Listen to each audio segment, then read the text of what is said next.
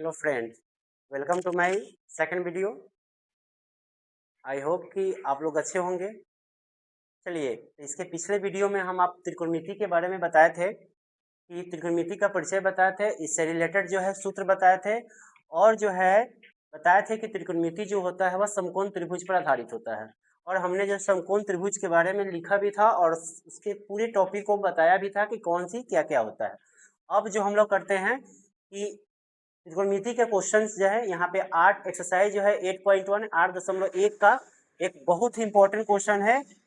बहुत ही इंपॉर्टेंट, हम इसको MVVI क्वेश्चन कह सकते हैं जो प्रत्येक एग्जाम में, बोर्ड के एग्जाम में आपको देखने को मिलेगा। तो इस क्वेश्चन को कैसे सोल्व करना है, ठीक है, तो इसको हम सोल्व करके बता रहे हैं। बहुत ही इजी तरीके से, बहुत ही आसान तरीके से जो है इस क्वेश्चन को सोल्व करना आप लोग को सिखाया जाएगा। तो डियर फ्रेंड्स, यहाँ पे देख सकते हैं कि दे रहा है कि यदि साइन ए बराबर 3/4 तो कॉस ए और टैन ए का मान ज्ञात करें। ये क्वेश्चन है। अब हम लोग चलते हैं, इसको सोल्व करेंगे। तो हम क्या करेंगे, यहाँ पे हल लिखेंगे और देखेंगे कि हमारे हमको क्या चीज़ दिया हुआ है। यहाँ दिया हुआ है कि साइन ए का वैल्यू दिया हुआ है 3/4 यानी 3/4 दिया हुआ है।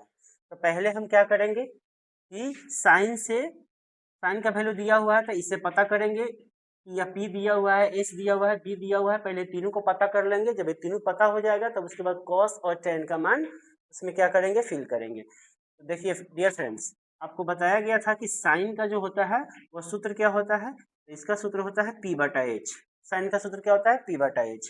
अच्छा, P/H, इसका वैल्यू दे रहा है 3/4, यानी कहने का मतलब है कि P का मान जो है 3 है, H का मान 4 है। ठीक है, तो हम यहाँ पे लिख सकते हैं क्योंकि P = 3 और H = 4, तो P और H दिया हुआ है तो हमको क्या निकालना है, B निकालना है।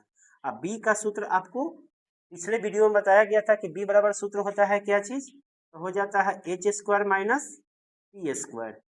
तो डियर फ्रेंड्स, अब यहाँ हम देखेंगे, अब यहाँ H का वैल्यू कितना है, 4 है, तो यहाँ 4 का स्क्वायर हो जाएगा।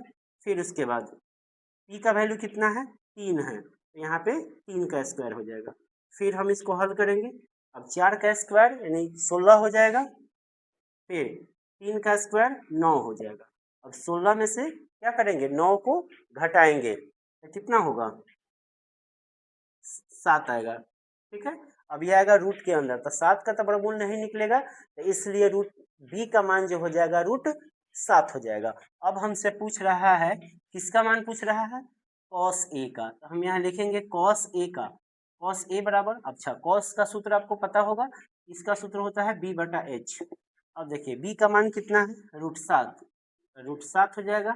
और H का मान कितना है, H का मान 4 है, 4, तो इसका आंसर E हो जाएगा। ठीक है, फिर पूछ रहा है tan A का मान, फिर हम यहाँ लिखेंगे tan A।